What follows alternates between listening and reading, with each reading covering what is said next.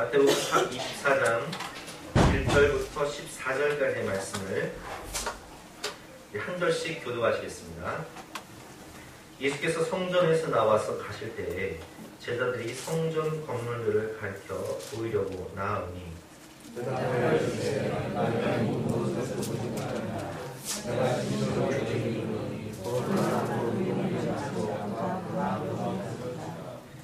예수께서 감람산 위에 앉으셨을 때에 제자들이 조용히 와서 이르되 우리에게 이르소서 어느 때에 이런 일이 있겠사오며 또 주의 임하심과 세상 끝에는 무슨 징조가 있사오리까.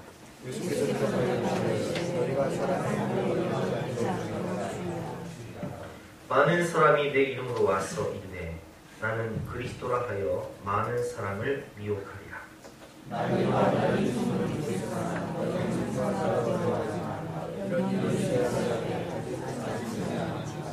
민족이 민족을 나라가 나라를 대적하여 일어나겠고 곳곳에 기근과 지진이 있으리니 그때 사람들이 너희를 환난에 넘겨주겠고 너희를 죽이리니 너희가 내 이름 때문에 모든 민족에게 미움을 받으리라. 그때 많은 사람이 실족하게 되어 서로 봐가지고 서로 미워하겠으며 거짓 선지자가 많이 일어나 많은 사람을 미혹하겠으며 그러나 끝까지 견디는 자는 구원을 얻으리라.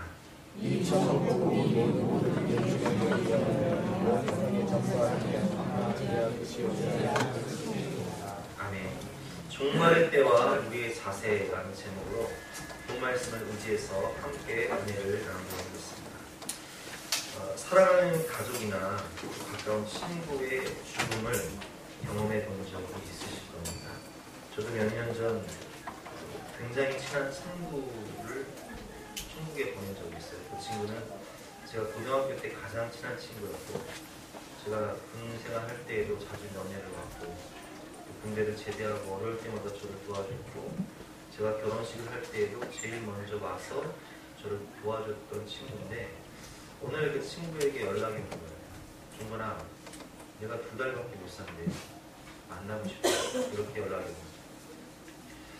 고등학교 시절에는 열심히 신앙생활을 했지만 부모님의 반대로 교회를 떠나서 살던 그 친구가 죽음을 앞두고 저를 찾아준 게 고마워서 제가 그 친구를 만나서 뭐 하고 싶니? 이러니까 여행을 가고 싶다고 바다가 보고 싶다. 그래서 제가 그 친구와 함께 속초에 가서 식사도 하고 맛있는 것도 사주고 선물도 사주고 오는데 그 친구가 이렇게 얘기합니다. 친구야, 나 정말 한 2년만 더 살고 싶어. 의사는 나에게 2달밖에 못 산다고 하는데 2년만 더 살았으면 너무 좋겠어. 그래서 눈물을 좀 흘리는 거예요. 여행 기간 동안 제가 예수님을 영접하게 하고 기도해주고 또 마지막으로 헤어지면서 하나님께 생명을 연장해달라 또 치유해달라 구원해달라고 기도했지만 한 1년 정도 더 살다가 하나님의 구원을 받아서 천국을 가게 되었는데 여러분 우리가 주변 사람들을 보면서 또 가족들을 보면서 뭘 느끼십니까? 한 번 죽는 것은 사람에게 정한 것이요 그 위에는 심판이 있다는 말씀처럼 우리 인생도 언젠가는 반드시 끝이 있다는 거예요. 지난달에는 우리 처의 외할머니가 돌아가셨는데 나이가 102세였어요. 오래 사셨죠. 우리 장모님 제가 처가댁에 가면 그 할머니가 맨날 제 손을 붙잡고 아이고 목사님 오셨어요 하면서 이렇게 인사하고 안아주시고 그러셨는데 이제는 시골 가도 그 할머니가 안 계시니까 조금 허전한 마음이 인생이 길면 100세인데 100세 시대인데 100세를 살아도 누구나 예외 없이 갈 때가 옵니다. 종말이 옵니다. 시작이 있으면 끝이 있어. 아침이 오면 밤이 오고 봄이 와서 이제 꽃이 피기 시작하죠. 우리 가운동은 특별히 봄이 되면 벚꽃이 만발해서 온통 마을 전체가 벚꽃으로 가득한데 그 벚꽃이요 한 2주 정도 지나잖아요. 그러면 예외 없이 떨어져. 봄이 오면 여름이 오고 여름이 오면 가을이 와서 낙엽이 지고 나무는 다 떨어져. 넣으려고 항의하는 것처럼 시작이 있으면 끝이 있듯이 우리에게 개인적인 종말도 올 뿐만 아니라 이 우주 또한 마찬가지랍니다. 하나님께서 태초에 선지를 창조하셨지만 하나님이 창조하신 이 지구도 이 우주도 언젠가는 끝이 있다. 종말이 온다. 그것이 오늘 본문의 내용입니다. 그렇다면 이 종말을 맞이할 때에 우리는 어떻게 지혜롭게 이 종말을 준비하는 자가 될 수 있을까? 그것을 오늘 본문을 통해서 우리가 함께 배워보도록 하겠습니다. 첫 번째로 우리가 오늘 말씀을 통해서 깨달을 수 있는 것은 성경의 예언, 주님의 말씀은 반드시 이루어진다는 것입니다. 오늘 본문 24장 1절부터 14절까지 읽었는데 그 앞에 보면 23장 37절부터 주님께서 이런 예언을 하십니다. 우리 마태복음 23장 37절부터 24장 2절까지 우리 교독해서 함께 읽어보도록 하겠습니다. 예루살렘아 예루살렘아 선지자들을 죽이고 내게 파송된 자들을 돌로 치는 자여 암탉이 그 새끼를 날개 아래에 모음같이 내가 내 자녀를 모으려고 한 일이 몇 번이더냐. 그러나 너희가 원하지 아니하였다. 내가 너희에게 이르노니 이제부터 너희는 찬송하리로다. 주의 이름으로 오시는 이여 할 때까지 나를 보지 못하리라 하시니라.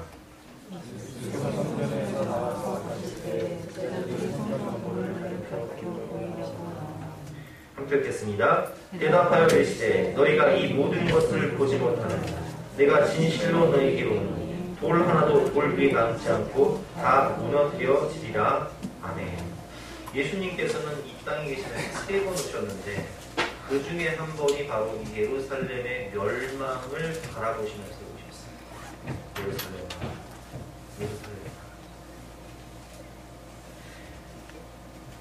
선지자들을 죽이고 내게 파송된 자들을 돌로 치는 자요. 암탉이요 그 새끼를 날개 아래에 모음같이 내가 내 자녀를 모으려고 한 일이 몇 번이더냐. 그러나 너희가 원하지 아니었다. 라고 말씀하시며 예루살렘의 멸망을 예언하십니다. 그리고 오늘 본문 1절과 2절에 보면 이 어마어마한 헤롯성 마치 80년 동안 그 수많은 인력과 장비를 동원해서 의리의리하게 지었던 예루살렘의 상징이었던 이 어마어마한 헤롯 성전을 보시면서도 주님께서 뭐라고 말씀하시냐. 너희가 그 성전을 보느냐. 너희는 돌 위에 돌 하나도 남지 않고 다 무너질 것이다. 이렇게 예언하는 모습을 볼 수 있습니다. 하나님의 선민이라고 부름받았지만 실상은 자기가 왕이 되어서 죄가 왕이 되어서 율법이 왕이 되어서 심지어 하나님께서 보내신 독생자 예수 그리스도까지 십자가에 못 박아 죽인 이 예루살렘의 죄, 유대인의 죄를 하나님은 종말과 심판을 통해서 철저히 심판하시는데 그것이 주후 70년 로마의 디도 장군에 의해서 시작됩니다. 이쪽 예루살렘에서 반란이 일어나서 그 반란을 진압하기 위해서 로마의 군대가 출동하게 되는데 그때 예루살렘 성이 아주 강력하게 비난을 합니다. 그래서 하만은 로마의 군인이 이 예루살렘을 공격할 때 어떻게 죽이기를 결심하냐. 포위하고 굶어주게 만들어요. 굶어주게 만드는데 양식이 없다 보니까 사람들이 하나씩 시름시름 굶어 죽기 시작하는데 길거리에 아이들의 시체가 가득하고 여자들의 시체가 가득하고 노인들의 시체가 가득한데 사람들이 너무 배가 고프니까 그 전쟁에 참여했던 요세푸스라는 역사학자의 기록에 의하면 그 예루살렘 성에서 남아있는 사람들이 인육을 삶아 먹기 시작했다. 그러다가 합니다. 그리고 이 예루살렘 성전도 돌 위에 돌 하나도 남지 않고 완전히 무너졌습니다. 일부 사람들이 마사다 요새로 피난했지만 그들 또한 3년 동안 항전하다가 이방인의 손에 죽을 수 없다 결심하고 스스로 목숨을 끊는 참한 죄를 받게 됩니다. 우리가 이 말씀을 통해서 깨달을 수 있는 게 뭐냐? 예수님께서 하신 말씀, 하나님께서 하신 예언의 말씀은 반드시 성취되어진다. 예수님은 미리 그것을 보시고 예루살렘아 예루살렘아 너희가 이 성전을 보느냐? 돌 위에 돌 하나 남지 않고 다 무너질 것이다. 정말 거십한 반드시온다. 이걸 보면 구약의 예언서인 다니엘서를 보면 다니엘은 바벨론이라는 나라의 총리였지만 또한 예언자이기도 했습니다. 그 예언자였던 다니엘에게 하나님께서 환상을 보여주세요. 네 짐승의 환상을 보여주시는데 그 네 짐승의 환상을 본 다니엘이 깊은 근심 중에 있을 때에 번민 중에 있을 때에 하나님이 보낸 천사가 그 내용을 알려줍니다. 다니엘서 7장 15절부터 18절 말씀인데요. 제가 읽어보겠습니다. 나 다니엘이 중심에 근심하며 내 머릿속에 환상이 나를 번민하게 하니지라. 내가 그 곁에 모셔 선 자들 중 하나에게 나아가서 이 모든 일의 진상을 물으매 그가 내게 말하여 그 일의 해석을 알려주며 이르되 그 내 큰 짐승은 세상에 일어날 내 왕이야. 세상에 일어날 내 왕, 내 나라를 본다. 지금 바벨론에 살고 있는 다니엘에게 하나님께서 내 환상, 내 짐승의 환상을 통해서 보여줄 세상의 내 왕들은 바로 바벨론, 그리고 바벨론을 무너뜨릴 페르시아, 이거 페르시아를 무너뜨릴 헬라의 알렉산더, 그리고 알렉산더를 무너뜨릴 로마 대제국을 보여줍니다. 당시의 세상을 지배하고 있었던 바벨론, 절대로 무너지지 않을 것 같던 그 바벨론도 메데 파사 연합군에 의해서 페르시아라는 나라에 의해서 완전히 회파가 되고, 페르시아라는 나라는 우리가 너무 잘 알지만 에스더서를 보면 인도에서부터 구스, 지금의 에티오피아까지 127도나 되는 어마어마한 땅을 차지하고 있었어요. 우리나라는 한 나라의 강원도, 경상도, 충청도 해봤자 땅덩어리가 작으니까 한 도 해봤자 얼마 안 되지만 그 페르시아 나라는 한 도가 우리나라 도보다 커요. 그런 도가 몇 개라고요? 127도. 그런 나라가 페르시아였어요.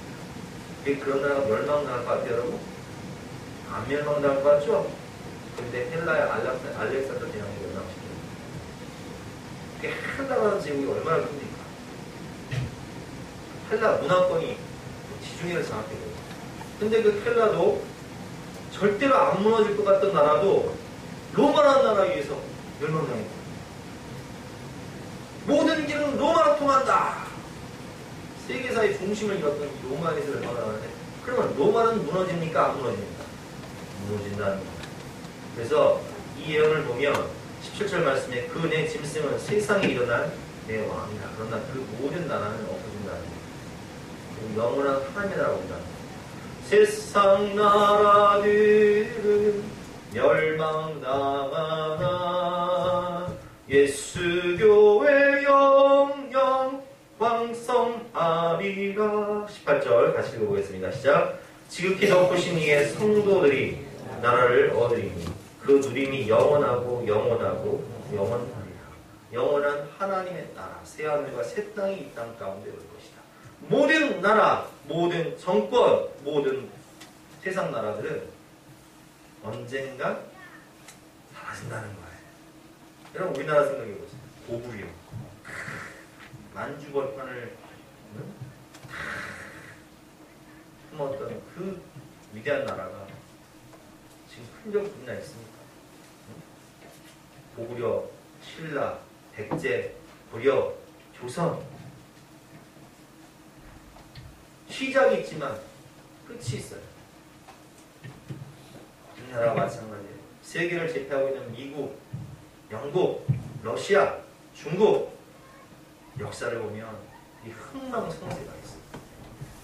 그래서 하나님께서는 이 성경을 통해서 모든 시작과 끝이 있다.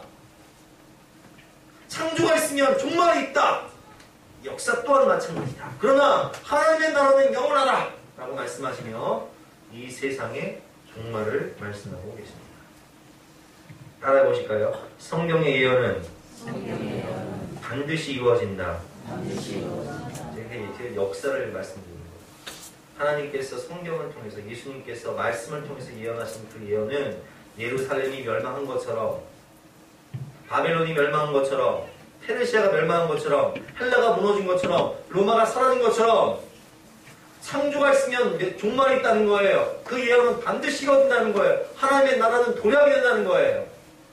그래서 그 사실에 충격받은 제자들이 3절 말씀에 보면 조용히 예수님께 묻습니다. 3절 말씀 다시 읽어보겠습니다. 시작. 예수께서 감람산 위에 앉으셨을 때 제자들이 조용히 와서 이르되 우리에게 이르소서 어느 때 이런 일이 있겠사오며 또 주의 임하심과 세상 끝에는 무슨 징조가 있사오리까? 아멘.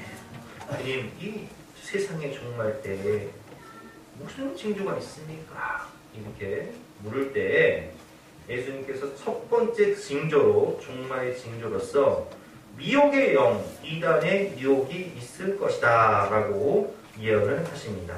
4절과 5절 말씀 제가 읽어보겠습니다. 예수께서 대답하여 이르시되 너희가 사람의 미혹을 받지 않도록 주의하라. 많은 사람이 내 이름으로 와서 이르되 나는 그리스도라 하여 많은 사람을 미혹하리라.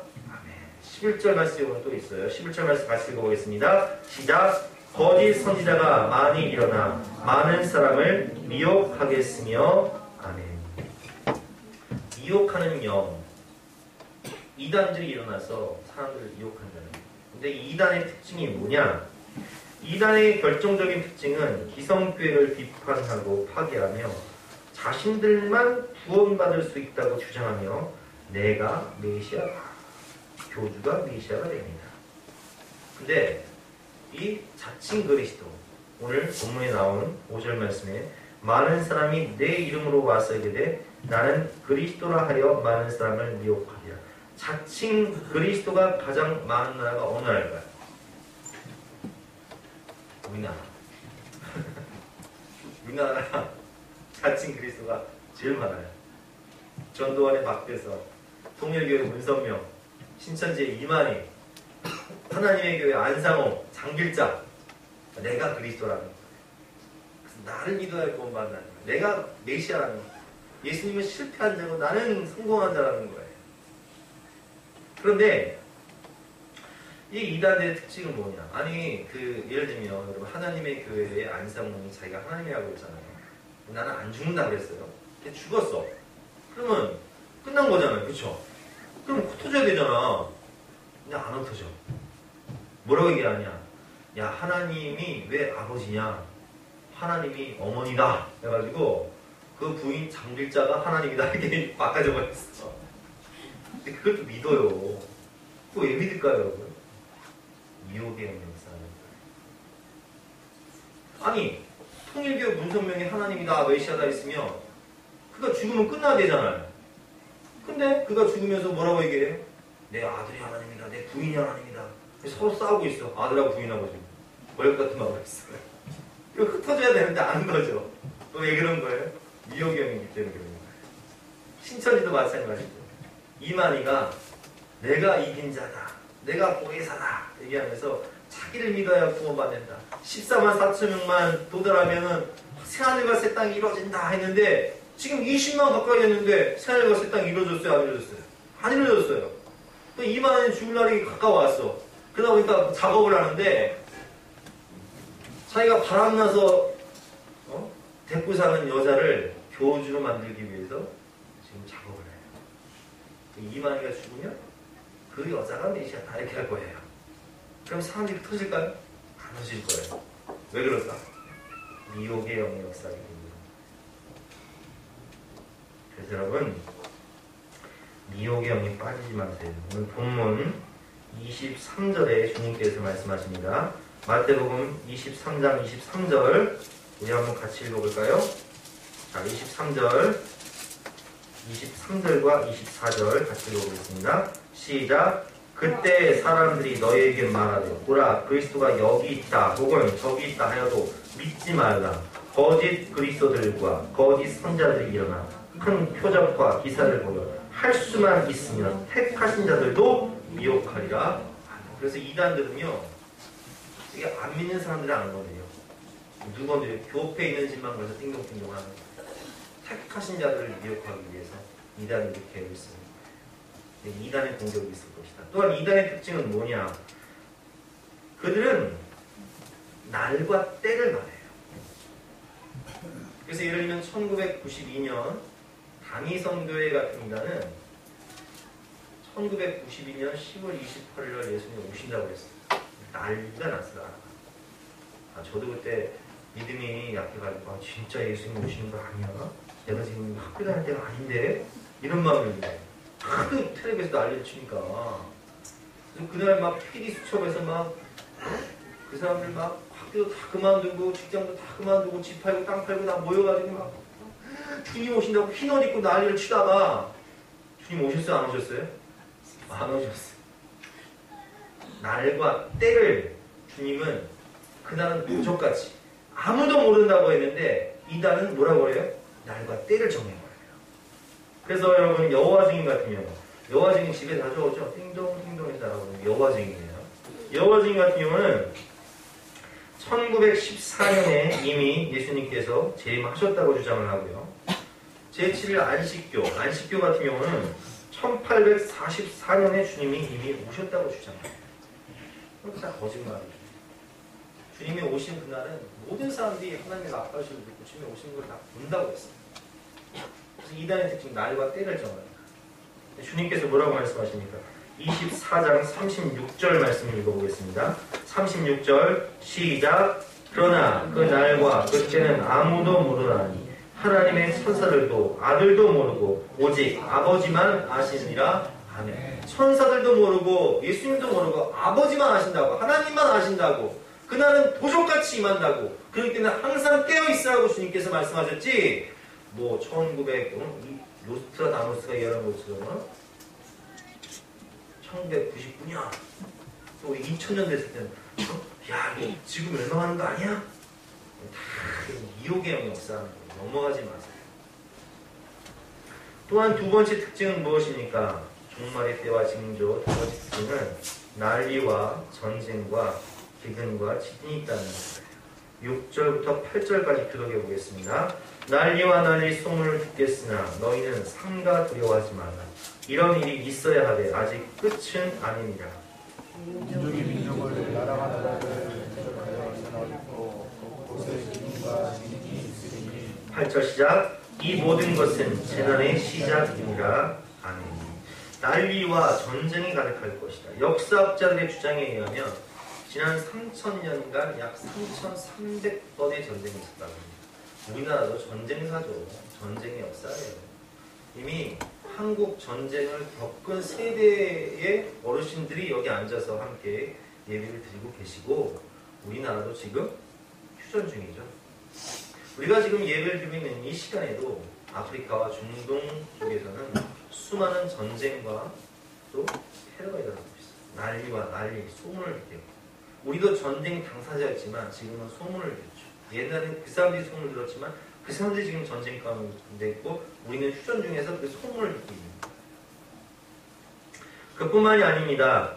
인간의 죄악과 탐욕으로 인해 지구 환경은 더욱 큰 재난이 몰려오고 있습니다. 지구온난화, 북극 빙하가 급속히 해빙되면서 해수는 온도가 상승하고 우리나라에 명태가 안 잡혀요 이제. 그리고 옛날 제가 어렸을 때만 해도 항상 미세먼지가 어디 있습니까? 지금은 밖에 나가서 운동할 수가 없어요. 우리가 오늘도 운동할까 말까 고민하는 게 미세먼지 때문에. 날씨가 맑아도 미세먼지 때문에. 나가서 운동하면 더 생명이 짧아져. 이게 왜 그렇습니까? 오늘 말씀하신 대로 여러 가지 자연현상이 기근과 지진이 계속된다는 거예요. 몇 년 전 일본의 지진과 쓰나미 뭐 다 동영상 보셨겠지만 한순간에 15,000명이 죽었습니다. 인도네시아 15만 명이 지진과 쓰나미로 한순간에 목숨을 잃어버렸어요. 180만 명이 이재민이 생겼습니다. 중국의 쓰촨성 대지진 한순간에 2만 명이 자다가 날벼락을 맞아버렸어. 그 자리에서 끽소리도 못하고 그냥 죽었어요. 기근과 지진이 있을 것이다. 이렇게 말씀을 하고 계십니다. 세 번째로 이 종말의 징조는 무엇입니까? 9절부터 12절까지 말씀, 박해와 환난, 그리고 사랑의 시거리죠. 교독해 보겠습니다. 그때의 사람들이 너희를 환난에 넘겨주겠고 너희를 죽이리니 너희가 내 이름 때문에 모든 민족에게 미움을 받으리라.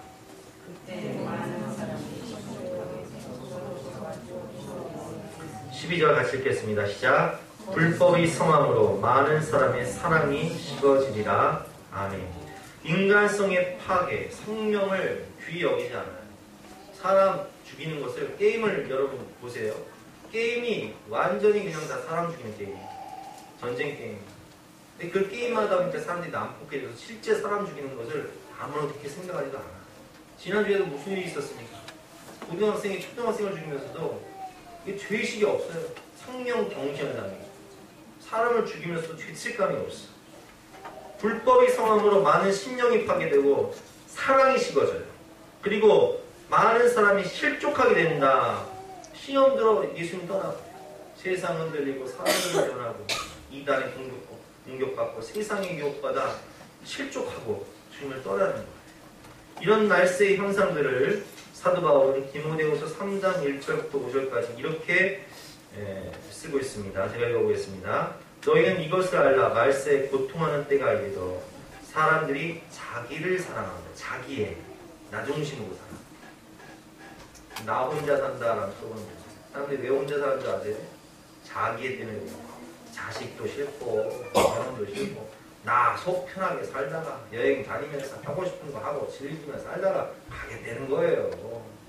자기를 사랑하며 돈을 사랑하며 자랑하며 교만하며 비방하며 부모를 거역하며 감사하지 아니하며 거룩하지 아니하며 무정하며 원통함을 풀지 아니하며 모함하며 절제하지 못하며 사나우며 선한 것을 좋아하지 아니하며 배신하며 조급하며 자만하며 쾌락사랑이를 하나님 사랑하는 것보다 더하며 경건의 모양은 있으나 경건의 능력은 부인하니 이 같은 자들에게서 내가 돌아서라.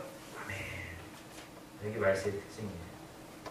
굉장히 이단이 반치고 미혹경이 가득하고 난리와 전쟁과 소문이 가득하고 기근과 지진이 가득하고 박해와 환란이 있고 사랑이 식어지고 자기애가 강하고 교만하고 원통하고 돈을 사랑하고 사납고 감사하지 않고 절제하지 못하고.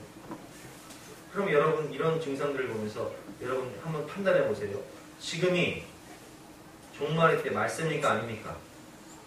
말세요 아니에요? 말세예요.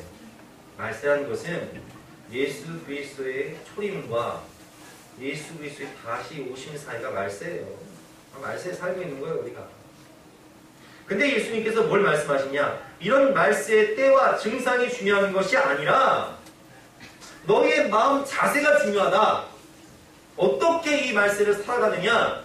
너희의 삶의 자세가 중요하다라고 말씀을 하고 계십니다.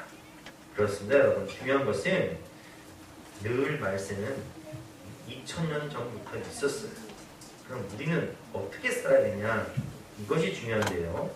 이단의 공격 가운데, 세상의 공격 가운데, 마귀의 공격 가운데 우리는 어떻게 살아야 할까요? 첫 번째로 믿음을 잃지 않고 끝까지 견디는 자는 구원을 받게 됩니다. 13절 말씀이죠. 13절 말씀 같이 읽어보겠습니다. 시작. 그러나 끝까지 견디는 자는 구원을 얻으리라. 아멘. 이단이 공격하고 세상이 공격할 때 끝까지 견디는 자는 구원을 얻으리라. 말씀과 성령 안에서, 교회 공동체 안에서 말씀을 배우고 늘 깨어서 기도하고 성령 안에서 깨어 기도하며 서로가 서로를 붙잡아주고 끝까지 견뎌야 되는 거예요. 그래서 우리는 배우든지 가르치든지 늘 말씀을 배우든지 가르칠 수 있는 역량이 안 되면 배우시고 배워서 충분해졌으면 가르치고 공동체 안에서 서로가 서로를 세워주는 삼겹줄을 만들어서 끝까지 말씀과 성령 안에서 깨어 살아남을 수 있도록 구원을 얻을 수 있도록 우리가 서로를 붙잡아주고 지지하고 격려해 줘야 됩니다.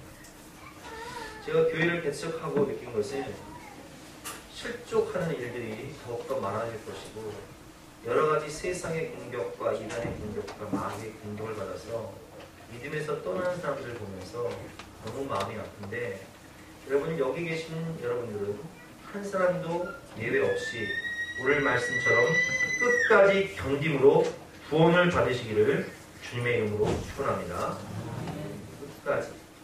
세상 흔들리고 사람들은 변하여 나는 오직 믿음으로 오직 의는 믿음으로 말미암아 살리라. 세상은 흔들리고 사람들은 변하여도 나는 주를 섬기리니 오직 믿음으로 내가 살리라. 오직 의는 믿음으로 살리라.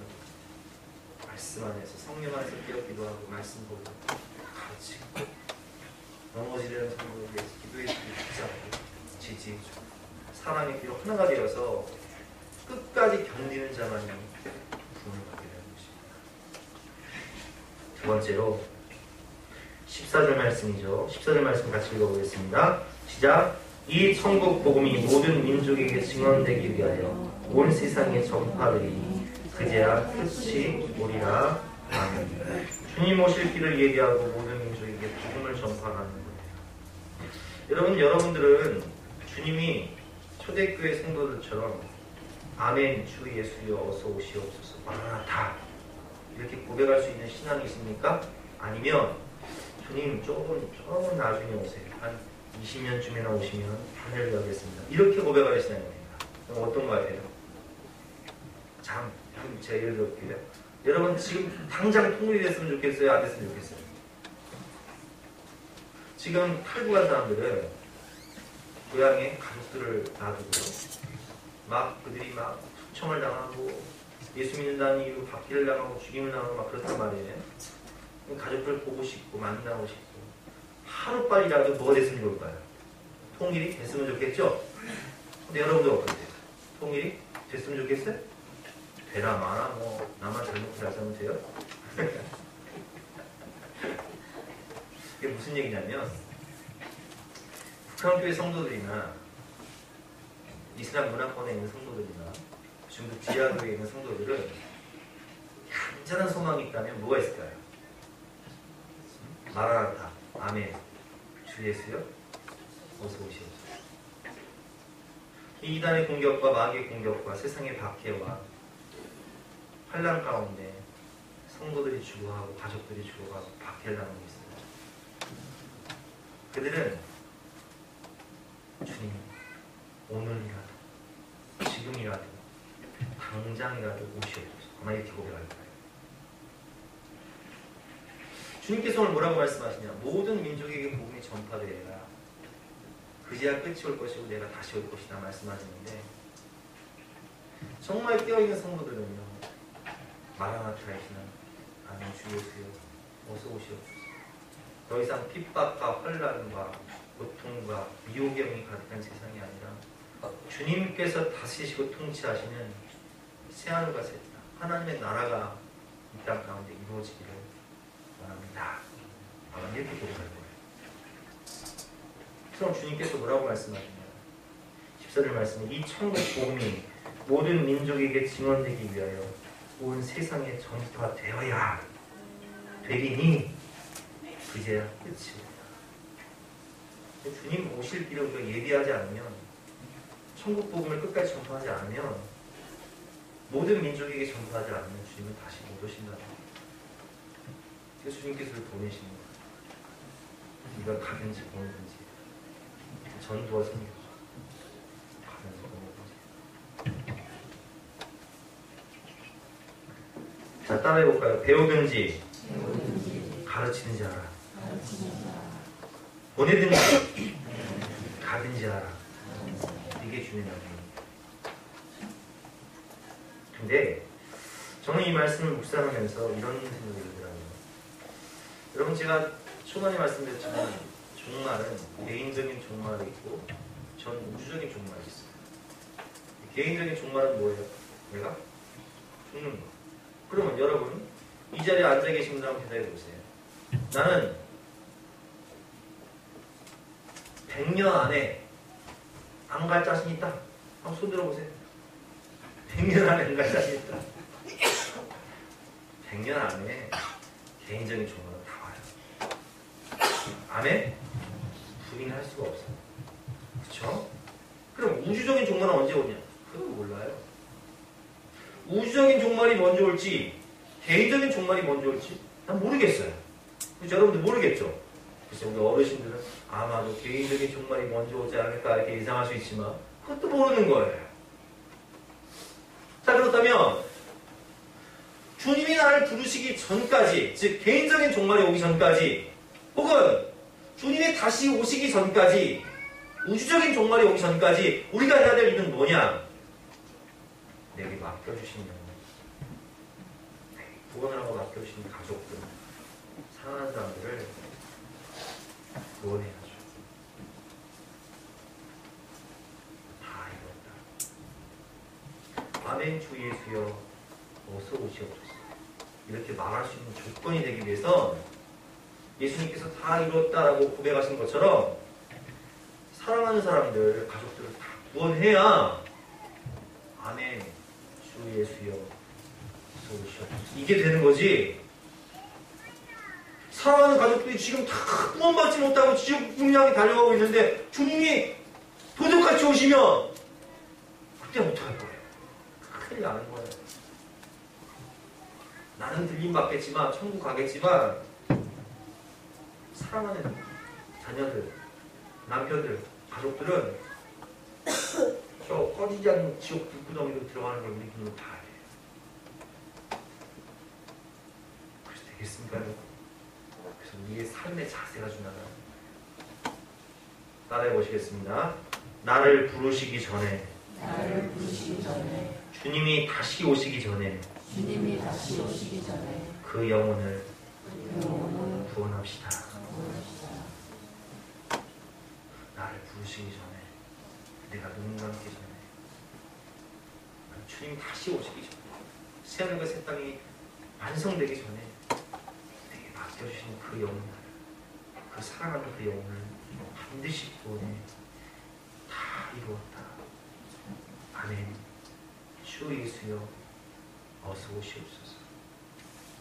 이게 돼야 이런 삶을 살아야 후회가 없는.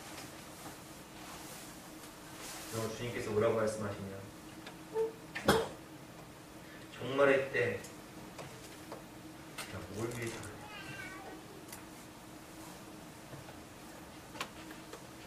내가 널 부르기 전에,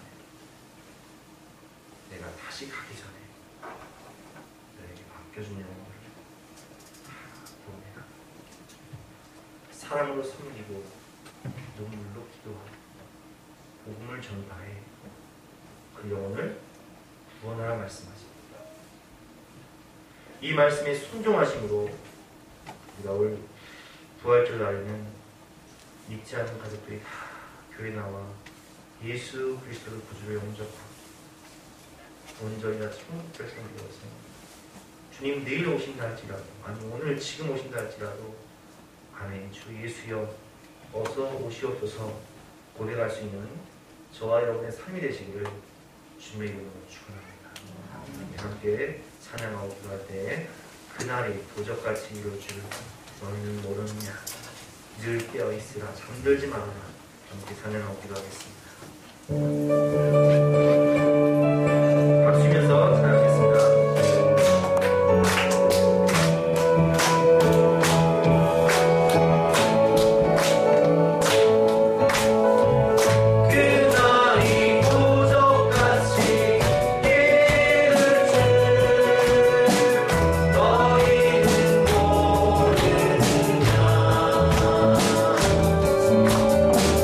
늘 깨어있으라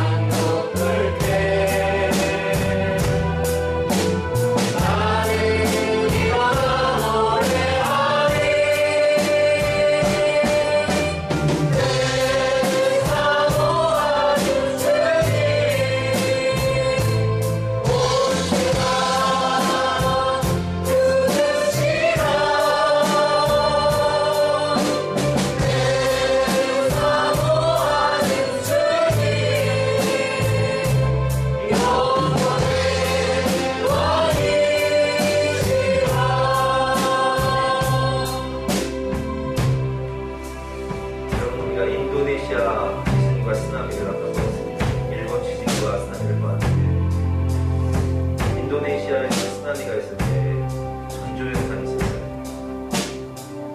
이전에는 보지 못했던 아름다운 파도가 너무 높게 오는 거예요.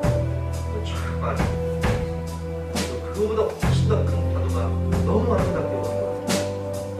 그리고 우리 쫙 깊이가 빠졌어요. 동물들은 그것이 쓰나미가 온 것을 알고 다 피했는데 어리석은 사람들은 그걸 모르고 갯벌에 가서 탈선물 준다고 나간 거예요. 근데 거기 내 아들이 있어. 내 남편이 있어.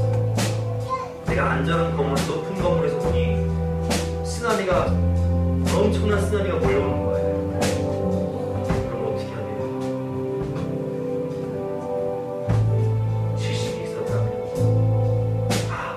물이 빠졌을 때 쓰나미가 몰려오니까 빨리 가서 남편과 자녀를 못 봤습니다. 하나님이 알려줘도 지식을 알려줘도 놔두는 사람이 있어요. 쓰나미가 몰려와도 너는 그 갯벌에서 뭐하나 그거 죽다 그냥 쓰다가 이래서는 안 돼. 주님 다시 오시기 전에 나를 부르시기 전에 내게 맡겨주신 영혼들을 보내야 되는 거예요. 그래서 좋은 길, 좋은 문으로 가야 되는 거예요. 다시 한번 전하는데 주님이 다시 오시기 전에 나를 부르시기 전에 그 영혼들을 구원할 수 있는 십자가의 순교된 삶을 살 수 있도록 은혜를 베풀어 주셨소서. 다시 찬양하고 기도하겠습니다.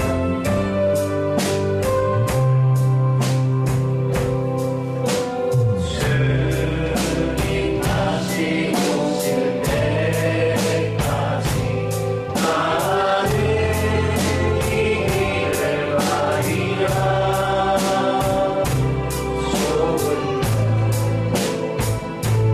좁은 길 나의 십자가 지고 나의 가는 길을 뜻해서 나는 주님을 보리라. 영광의 내 주님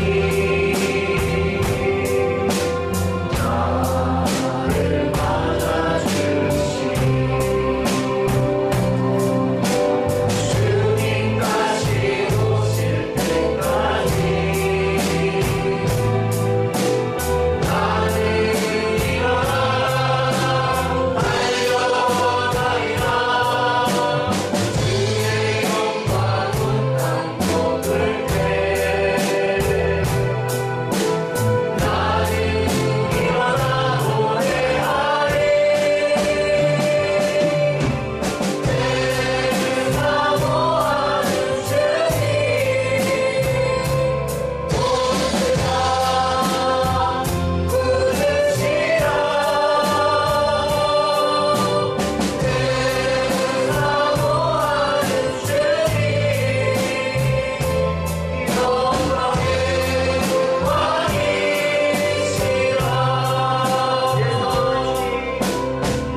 내 사모하는 주님 온 세상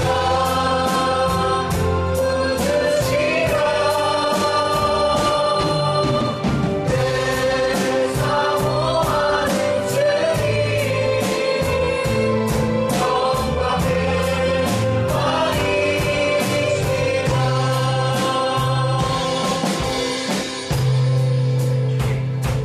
주님이 다시 오실 때 우리가 맡겨주신 영혼들, 사랑하는 가족들, 또 사랑하는 지체들, 사랑하는 친구들을 예수님께로 인도하여 아멘 주 예수여 어서 오시옵소서 마라나타 기쁨으로 천국에 입성할 수 있는 사랑하는 사람들의 모든 손을 잡고 천국에 입성할 수 있는 우리의 삶이 될 수 있도록 성령 하나님 우리를 지켜주시옵소서.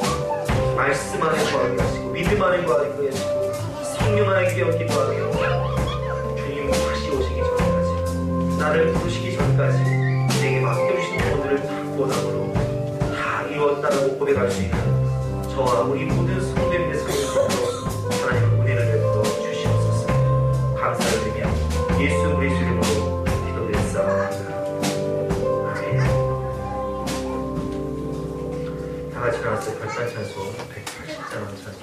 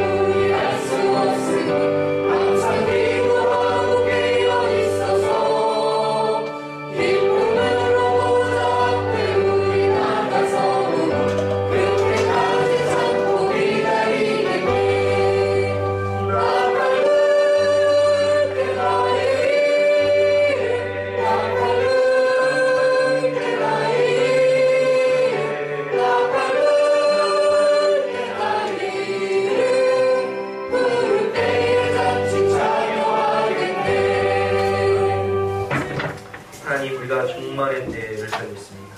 이 종말의 때에 주님 다시 오심을 얘기하며 살아도 주를 위해 살고 죽어도 주를 위해 죽으며 맡겨주신 영혼들을 다 천국으로 인도할 수 있는 거룩하고 복된 삶이 될 수 있도록 역사하여 주시옵소서. 그런 마음으로 우리의 몸과 우리의 마음과 우리의 생명과 우리의 인생을 주님께 드리오니 주님 받아주시고 주님 나라와 영광 위에 아름답게 사용하여 주시옵소서. 너는 먼저 그의 나라와 그의 일을 구하라. 그는 이 모든 것을 더하여 주시라 약속하셨사오니 우리가 주님의 일을 할 때에 주님은 우리의 일을 하여 주시고 우리 가정과 자녀와 앞날을 돌봐주시고 보호하시고 채워주시고 인도하여 주시옵소서. 감사드리며 거룩하신 예수 그리스도 이름으로 기도드렸사옵나이다. 지금은 우리 구주 예수 그리스도의 은혜와 하나님의 영원하신 사랑과 성령님의 감화감동 역사하심이 사랑하는 맡겨주신 영혼들을 다 구원하고 다 이루었다 고백하게 될 주님의 아들 딸들 머리머리 위에 앞날 위에 지금부터 영까지 함께 하시기를 간절히 축원하옵나이다. 아멘.